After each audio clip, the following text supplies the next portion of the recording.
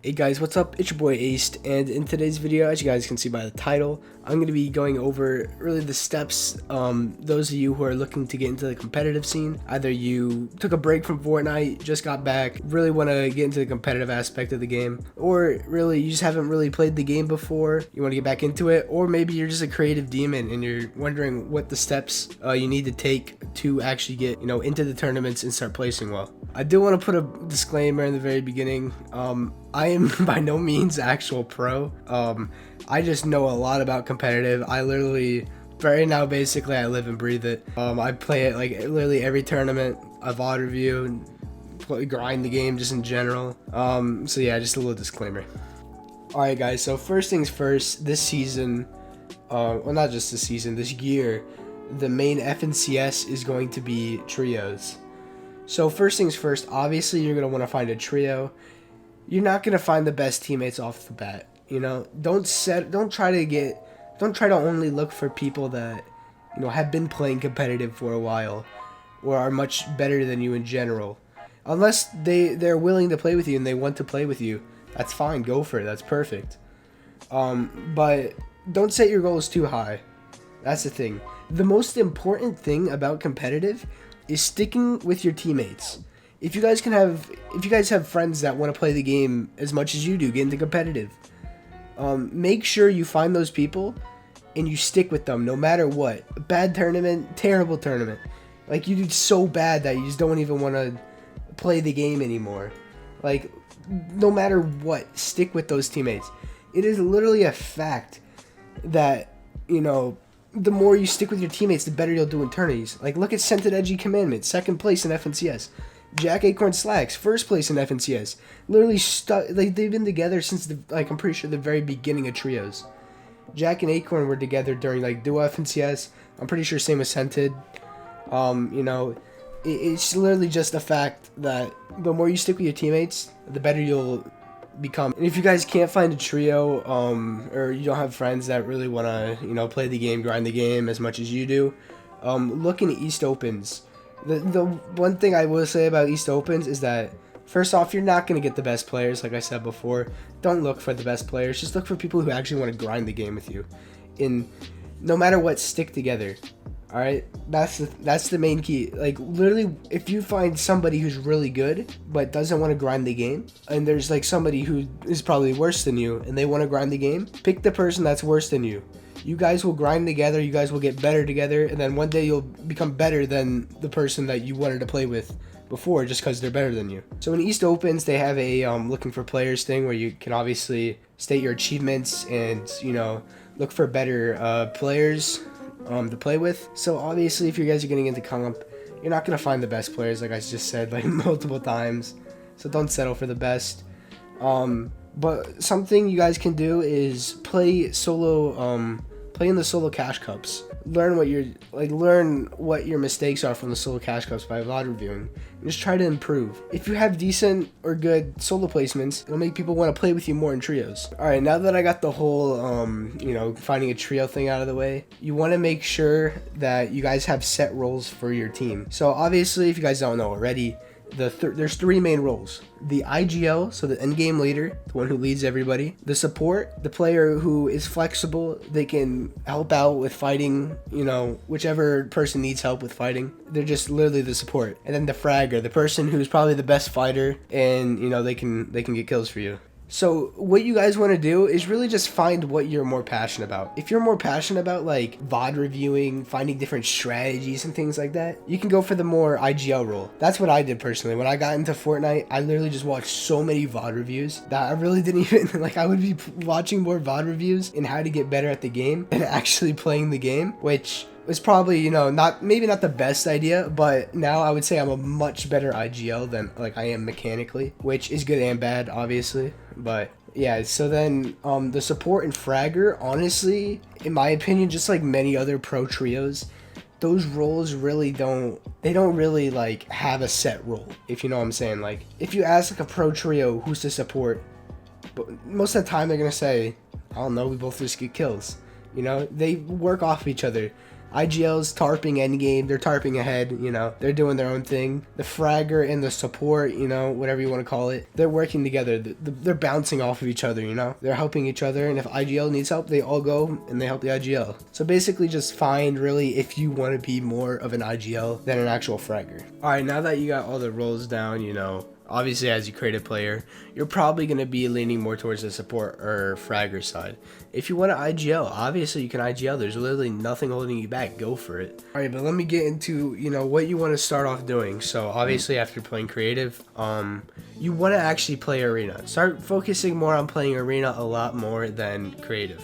Obviously, you know, creative, if you die, you die. It doesn't really matter. Arena or tournaments, you die, it's pretty much over, especially if it's solos. You can't get rebooted or anything. So you just want to play arena and try to maybe find a friend group or just play with your trio, you know, just as consistent as possible. You know, whenever there's nothing really going on, no scrims, no tournaments, play arena. Why not? You know, it'll help you better. It'll help you, you know, just get better at fighting in general. And if you're playing with a trio, it'll help you guys have more fighting chemistry together. You know, if one person needs help, the other person goes and helps them. Somebody cracks somebody on the other team, but somebody else gets cracked on your team, you go to your teammate instead of just psychoing on the guy that you cracked, you know? Just all that basic stuff you want to get down. And then, as I said before, talking about the East Opens Discord, it's a great source for finding players and, you know, getting your first scrim experience or even just more scrim experience in general, you know? There's some good players that play East Open. You know me, I'm the absolute go. I'm the best at the game. I still play the East Open.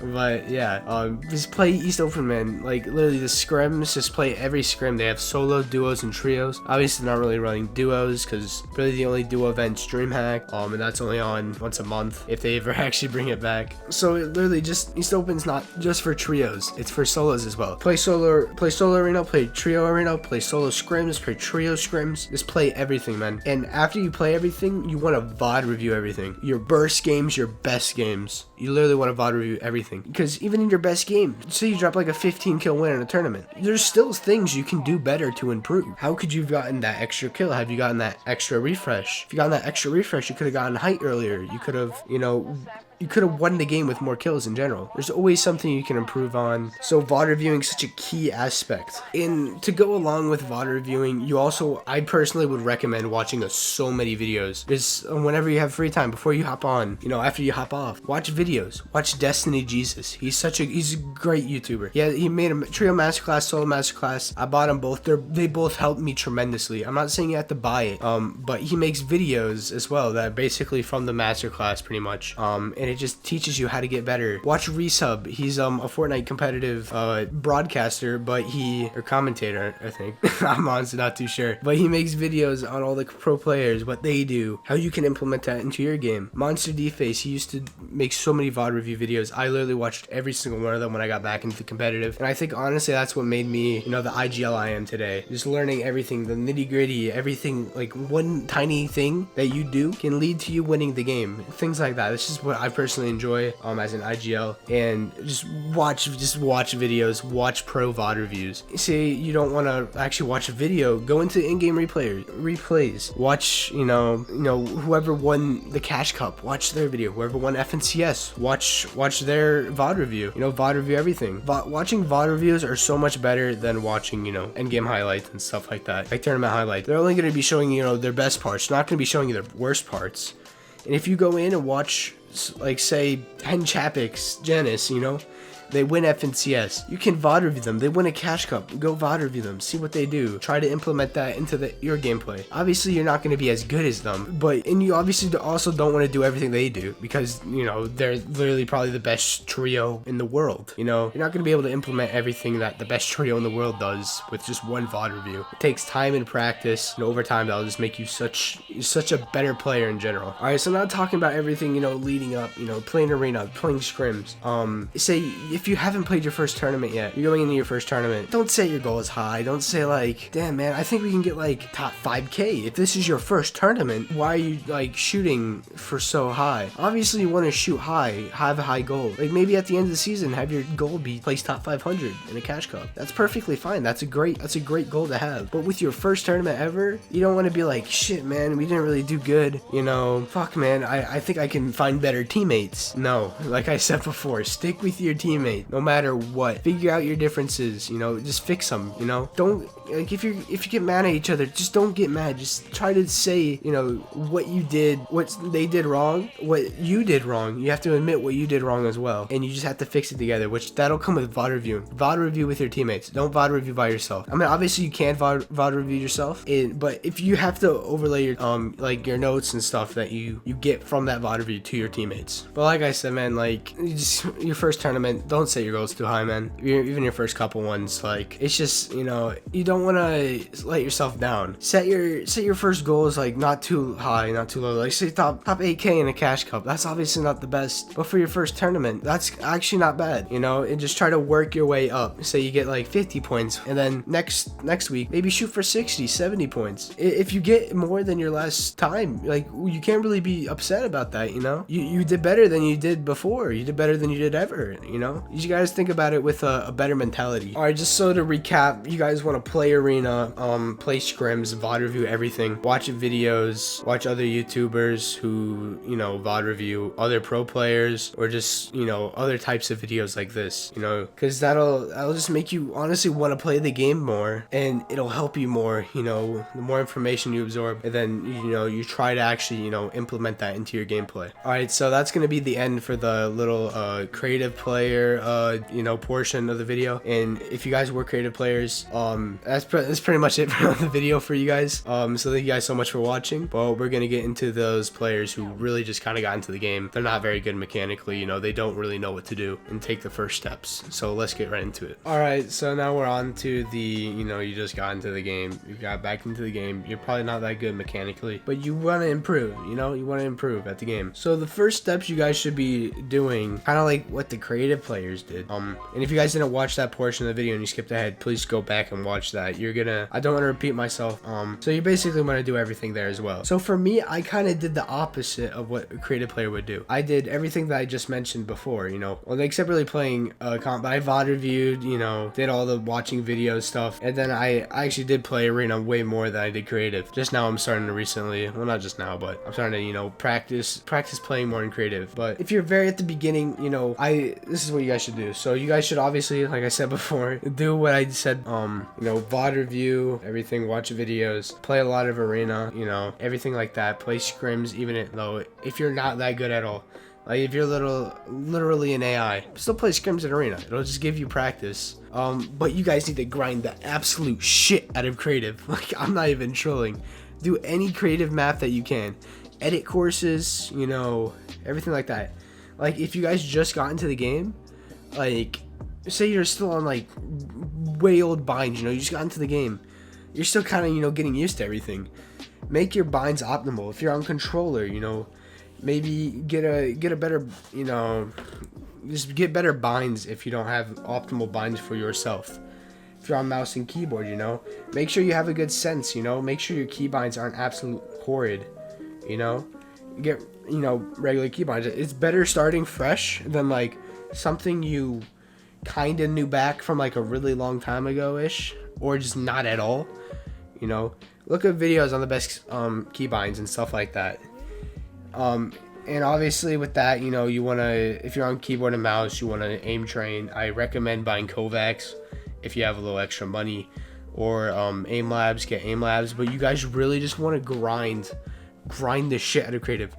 Like, literally do like any edit free course you can, just like box fights, zone wars, everything, man. Like, you try to turn yourself into like a creative demon while also playing arena, scrimming, all that, like VOD reviewing, everything. Obviously it's gonna take a lot more time than if you already played creative and stuff, but like, if you're not really that good mechanically, you're not gonna do good in tournaments, really. Like, you can't just be smart, you know, you have to be able to fight. That's the main thing about Fortnite, is fighting. You need to be able to fight. So if you're also, you know, like I said, watching the VOD reviews in your spare time and stuff like that, you're gonna know how to rotate, so you're not gonna have to do that stuff later, you know. Like, it's already something you would do, you're just doing it sooner. So you guys just need to grind the literal fuck out of creative. Like, try to play with better players. Try to play with like your friends. If they're better than you, play with them. Ask them what you're doing wrong, how you could improve, you know. Don't be afraid to take criticism, you know. You make a bad peak, they'll be like, you'll be like, oh, how did I lose that fight? What can I do better? You know, they would tell you what you did from their perspective.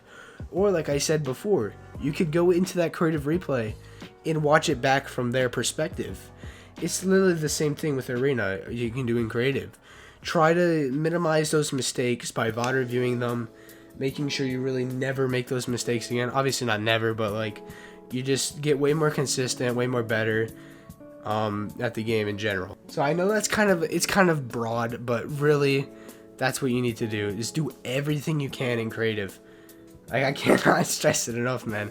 If you literally just got back into the game at all, like, and you're not good mechanically, you need to get good mechanically. And over time, you can, you know, decide if you're more the IGL role. And if you have a trio, you know, which one of you are better suited for that IGL role, you know?